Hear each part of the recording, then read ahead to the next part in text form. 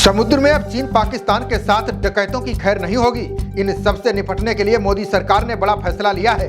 केंद्र सरकार ने 1070 करोड़ की बड़ी डिफेंस डील फाइनल कर दी है। इससे समुद्री इलाकों में दुश्मन देश भारत की ओर नजर उठाकर नहीं देख पाएंगे। भारत सरकार ने एक बहुआयामी रक्षा सौदे को मंजूरी दी है। इस डिफेंस डील से सागर में समुद्री लुटेरों से निपटने के साथ साथ दुश्मन देशों को भी सबक सिखाया जा सकेगा। साथ ही समुद्र के रास्ते भारत में नशे के काले कारोबार में लगे पाकिस्तान की बैंड बज जाएगी।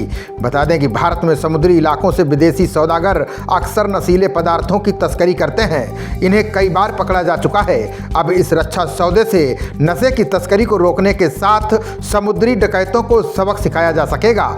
समुद्री दुश्मनों पर नकेल कसने के लिए रक्षा मंत्रालय ने भारतीय तटरक्षक के लिए 40 तेज गश्ती जहाज यानी FPV को लेकर समझौता किया है। ये डील मुंबई के Mazagaon dock ship builders limited MDL के साथ हुई है। इन बहुउद्देशीय तेज गश्ती जहाज़ों को MDL की ओर से स्वदेशी रूप से तैयार, विकसित और निर्मित किया जाएगा। इन समुद्री जहाज़ों को तैयार कर 63 महीनों में इंडियन नेवी को सौंप दिया जाएगा। तटरक्षक के लिए 14 तेज गश्ती जहाज़ों का ये सौदा 1070 करोड़ का है।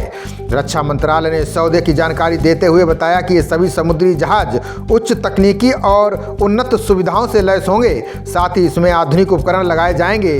तेज गति वाले गश्ती जहाज कई भूमिकाओं को निभाने में सक्षम होंगे। ये जहाज ड्रोन, वायरलेस से नियंत्रित रिमोट वाटर रेस्क्यू क्राफ्ट और आर्टिफिशियल इंटेलिजेंस क्षमता से लैस होंगे।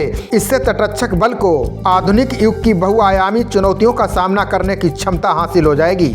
बता दें कि समुद्र में भारत की चुनौतियां दिनों दिन बढ़ती जा रही हैं। कई सालों से शांत रहने के बाद लाल सागर में समुद्री डाकू फिर उत्पात मचाने लगे हैं। डकैतों ने अभी हाल ही में कई जहाज़ों पर हमले किए थे और उन्हें अगवा करने की कोशिश की थी। 6 जनवरी को अरब सागर में भारतीय नौसेना के मार्कोज कमांडो ने विशेष अभियान चलाकर हाईजैक हुए कार्गो शिप को 14 घंटे के अंदर छुड़ा लिया था। शिप में सवार 15 भारतीयों समेत सभी 21 क्रू सदस्यों को भी सुरक्षित बाहर निकाल लिया गया था।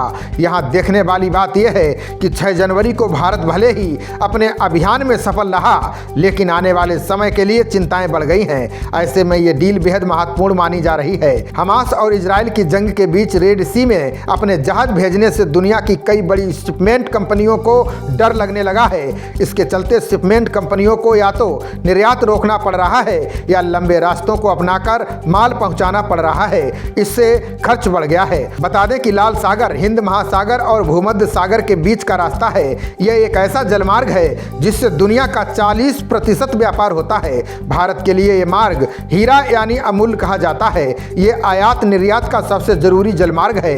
यहाँ से एक देश का सामान दूसरे देश पहुँचाया जाता है। यदि इस रास्ते पर किसी तरह की परेशानी आती है तो पूरी दुनिया को प्रभावित कर सकता है। खबरों का सिलसिला जारी रहेगा। देखते रहिए जनप्रवाद। नमस्कार।